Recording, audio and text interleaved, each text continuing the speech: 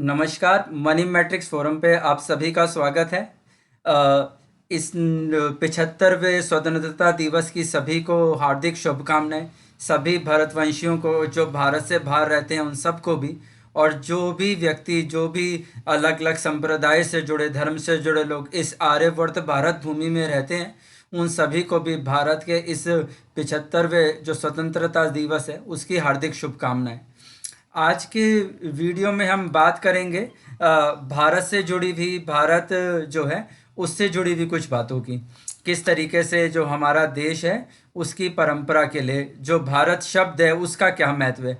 इसको आगे शुरू करने से पहले आप हमारे इस चैनल को लाइक, शेयर या सब्सक्राइब जरूर करें, बेल आइकॉन प्रेस कर लें।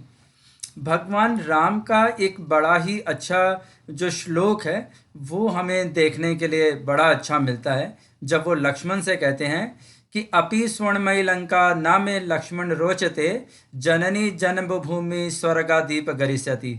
इस श्लोक का अर्थ यह है कि हे लक्ष्मण, यह लंका सोने की होने पर भी मेरी रुचि का विषय नहीं, क्योंकि मेरी माँ और मातृभूमि ही मेरे लिए स्वर्ग है। तो भगवान राम जो है उन्होंने जो है अपनी मातृभूमि और इस भारतवर्ष के लिए जो है सोने की लंका में भी किसी भी प्रकार का मोह नहीं रखा। उन्हें ऐसा नहीं लगा कि ये सोने की लंका है और बड़ी वैभवशाली है तो मुझे इसका राजा होना चाहिए या इसका शासक होना चाहिए। उन्हें लगा कि उनकी जो अपनी मातृभूमि है वही उनके लिए स्वर्ग के समान है। इसी प्रकार से एक और भी श्लोक हमें देखने के लिए मिलता है जिसमें कहा गया कि मित्राणि धन धान्यति प्रजा नाम समतावनीव जननी जन्मभूमि स्वर्गदीप गरिष्यति। इसके अंदर भी जो ऋषि भरद्वाज हैं वो राम को संबोधित करते हुए ये श्लोक कहते हैं कि मित्रों, धनवानों और अनाजों के संसार में बड़ी प्रतिष्ठा है। यदि आपके बड़े बड़े लोगों से जान पहचान है, बड़े बड़े लोग आपके मित्र हैं, बड़े बड़े धनवान लोगों को आप जानते हैं दुनिया भर में, और बहुत सी खाद्य सामग्रियां आपको अगर प्राप्त हैं और आपको लगता है कि दुनिया के इस देश में ऐसा कुछ है वैसा कुछ है, तो उसके लिए भी भरद्वाज ऋषि जो हैं वो राम को संबोधित करते हुए कह रहे हैं कि माँ और मातृभूमि से बढ़कर तो यह भी नहीं। तो इस प्रकार से जो है और राम और जो रामायण है उसमें भी मातृभूमि के बारे में कितना अच्छा कहा गया ये यहाँ पर नजर आता है। और इसका जो पहला प्रकाशन भी हुआ वो भी 1930 में मद्रास में हुआ, जब रामायण का एक संस्करण निकला और वहाँ इस बात को जो है सबके सामने कहा गया। तो इससे हमें पता लगता है कि किस प्रकार से जो है जो स्वदेश है उसकी कितनी महत्वता है, कितनी जो उसकी भूमिका है वो हमें समझनी चाहिए। आज के समय में हम विदेशों में जाना पसंद करते हैं, दूसरी सभ्यताओं को देखना पसंद करते हैं, दूसरी चीज़ों का अनुभव लेने का पसंद करते हैं। वो जरूर हमें करना चाहिए, लेकिन उन सब के बीच हमें भगवान राम के इस आदर्श को जरूर समझना चाहिए कि माँ और मातृभूमि जो है वो उसे किसी भी प्रकार से दूसरी चीज़ों से बदला नहीं जा सकता।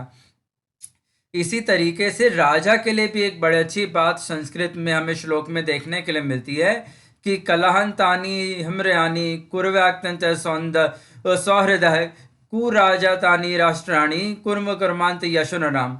झगड़े से परिवार टूट जाता है। यदि झगड़ा हो जाए तो हम तुरंत कह देते हैं परिवार में कि अब हम अलग रहेंगे, तो गलत जो है वो झगड़ा जो है वो परिवार को तोड़ देता है। जो कलहंतानि हिम्रयानि, कलह से ही जो है वो परिवार में टूट आती है।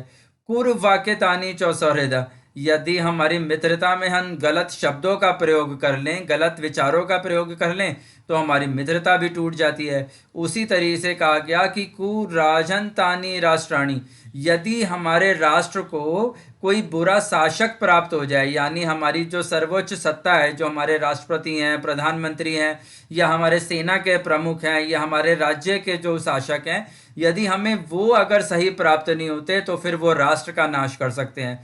उसी तरीके से कहा गया कि कुकर्मंतान यशोरणम, यानी बुरा काम करने से भी यश दूर भाग जाता है। तो ये जो चीज़ें हैं ये हमारे संस्कृत के श्लोकों से हमें पता लगती हैं और वो हमें बताते हैं कि राष्ट्र का क्या महत्व है, राजा का क्या महत्व है, और मित्रता और परिवार का क्या महत्व है। तो हमें जो है आज अपने इस 75वें स्वतंत्रता दिवस पे इन सब बातों का जरूर ध्यान रख लेना चाहिए। इसी चीज़ के लिए हम आगे भी बढ़ते हैं कि आजकल हम एक विषय जरूर सुनते आते हैं कि भारत नाम जो है, जो इंडिया नाम है, उसके ऊपर काफ़ी कुछ विवाद है।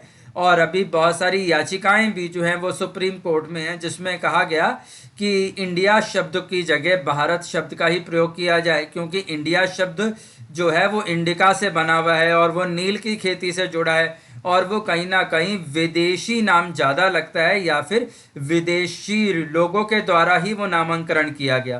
तो भारत शब्द जो है उसके बारे में जरूर जो है अलग अलग विचारधारा है, लेकिन भारत शब्द को ही सर्वसम्मति से हमारे राष्ट्र का नेम मानना चाहिए कि वो आर्यवत से जुड़ा है, वो भरतखंड से जुड़ा है या फिर आर्य संस्कृति से भी जुड़ा है। अब भारत शब्द से देखा जाए तो उसके पीछे के संदर्भ को भरत शब्द से जोड़ा जाता है, और भरत शब्द जो है उसका लेकर भी बहुत सारी किंवदंती और कहानियां हैं। अगर हम जैन परंपरा देखें तो वहाँ पर भी जो ऋषभ देव हैं उनके भाई जो भरत मुनि हैं उनसे जुड़ा भारत शब्द माना जाता है। भगवान राम के जो भाई भरत हैं उनसे जुड़े शब्द को देखा जाए तो भारत माना जाता है। उसी तरीके से भरत ऋषि भी हैं, उनसे जुड़ी विचारधारा की परंपराओं के जो लोग हैं वो उनसे जुड़े शब्दों से ही हमारे देश भारत को जोड़ते हैं। लेकिन अगर हम इतिहासकारों की तरफ देखें और ऋग्वेद की तरफ देखें तो हमें यहाँ एक चीज़ समझ में आएगी कि भरत जो शब्द है वो भर से जुड़ा हुआ है, और भर शब्द जो है वो एक ऐसी सभ्यता को रिप्रेजेंट करता है जो भारत भूमि में सरस्वती और घग्गर नदी के किनारे जो है वो शासन करती थी।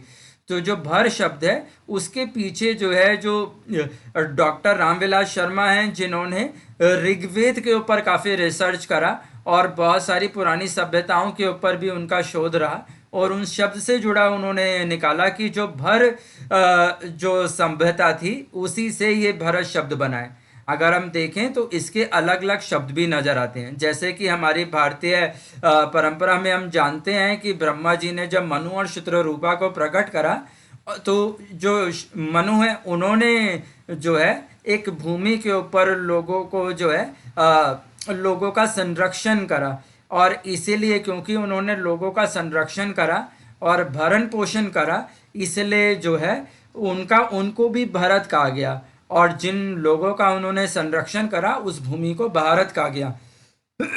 तो इस प्रकार से भी जो है आपको ये समझ में आया होगा कि जो भारत शब्द है उसके पीछे भी बड़ा विशेष महत्व है। अब हम संस्कृत के जो इसके मीनिंग है और एक जो एक कविता है मैं उसके माध्यम से इसको आपको समझाना चाहता हूँ। जो भर जाति है या भर सभ्यता है जो ये सरस्वती घग्गर के किनारे है, वहाँ जो है इसलिए भी ये कहा गया, जैसे कि मैंने आपको बोला कि लोगों का भरण पोषण करा गया, क्योंकि हम जानते हैं कि हमारा जो देश है वो सप्त सिंधु भूमि कहलाता है। हमारे यहाँ 7 ऐसी नदियाँ हैं जो समुद्र के समान है, और हमारा जो देश है उसके दोनों तरफ भी हमें समुद्र, और तो जो भूज की भूमि है वो अधिकतर उपजाऊ भूमि है। हम देखते हैं कि भारत में हजारों तरीके की वनस्पति और बहुत सारे तरीके की जो है जड़ी बूटियां, बहुत सारी तरीके के खाद्य पदार्थ भी हमें भारत भूमि में दिखाई देते हैं। तो इस पर एक बड़ी अच्छी कविता की मैं कुछ लाइन आपको बताता हूँ।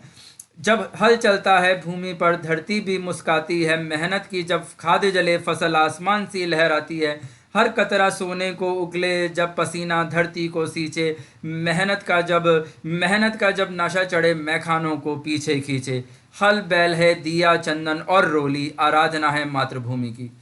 तो आप समझते हैं कि मातृभूमि की जो आराधना है वो किसानों द्वारा की जाती है, इस तरीके से की जाती है, और इसी भरण पोषण के कारण जो है मनु को भी जो है वो भरत कहा गया।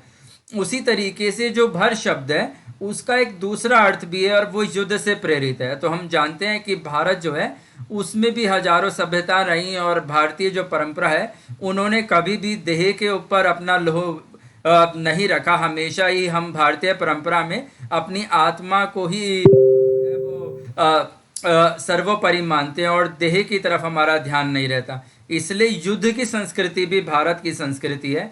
अब इसी को अगर हम कविता में समझें तो वो इस प्रकार से है कि सीमा पे जब कोई दीवार बने वो माँ धन्य सी हो जाती है, जहाँ आंचल को छूने से पहले खून की नदियाँ बह जाती हैं, यही गंगा यही जमुना, जब वीर इसी को चाहने लगे मृत्यु को पुरस्कार समझ, हर देह जहाँ बारूद सा बजे, शंख अस्त्र शस्त्र घंटी रोली और शहनाई, आराधना है मातृभूमि की।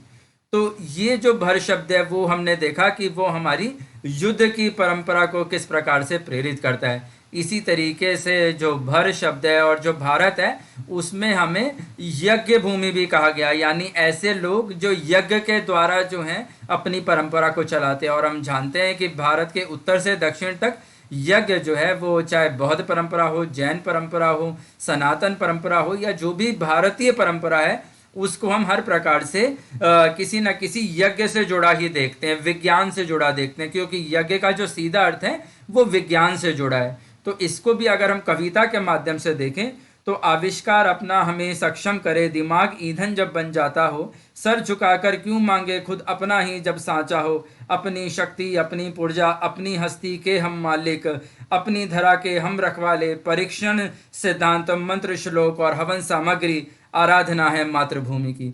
तो इस प्रकार से हमारे वैज्ञानिक भी जो हैं वो भी किस प्रकार से इस भारत भूमि की जो है वो हजारों वर्षों से जो है आराधना करते आ रहे हैं, और किस प्रकार से जो भारत शब्द है वो इसको आज भी किस प्रकार से प्रासंगिक बनाते जा रहे हैं। तो ये भारत शब्द से जुड़ी चीज़ है। उसी प्रकार से जो और भी भर और सन के से जुड़ी जो बातें हैं उसमें ऋग्वेद में और भी इन चीज़ों का वर्णन करा गया।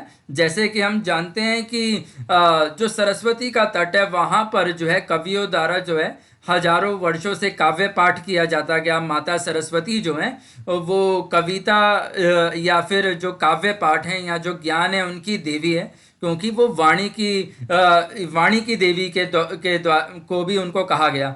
तो उसके लिए भी हम इसको समझते हैं। हर कलम जहाँ एक वेद रचे, संगीत बादलों को झंझनाता हो, लेख कविता जब न भविष्य नींव रखें, हर सुबह जब सूरज को पूजा जाता हो, सागर जिसके चरणों को धोए, छह ऋतुएं जब हार बने, हिमालय सा मुकुट माथे पे सोए, प्रकृति खुद जिसका श्रृंगार करे, फल फूलों का प्रसाद रोग निवारक, तुलसी की टहनी, आराधना है मातृभूमि की। तो ये भी जो है हमारे इस भारतीय परंपरा और भारतीय शब्द को जोड़ती है। इसी प्रकार से हम इसको अब और लाइन अप करके कह सकते हैं कि जिस प्रकार से मैंने राम के बारे में आपको बताया, जिस प्रकार से हमने अपनी विदेशी संबंधों के बारे में बताया, उसी चीज़ को हम यहाँ और समझते हैं कि शालीन सुशील संस्कृति जिसकी बेटी है, सत्य नियम नीति जिसकी देहरी है, वहाँ क्यों अंधकार नजर आता है, क्यों पहचान भुला जाना चाहते हैं हम, क्यों हमें हर हर विदेशी विदेश भाता है, अपनी धरती पे रहकर अपना आंचल ओढ़े, उतार कर विदेशी नकाब, अपने अपने रूप में जिए, पूजा अर्चना दया भावना और भक्ति भी, आराधना है मातृभूमि की। तो हमें भी जिस प्रकार मैंने इस कविता में आपको समझाया कि हमें भी किसी प्रकार के विदेशी मोह में नहीं रहना चाहिए।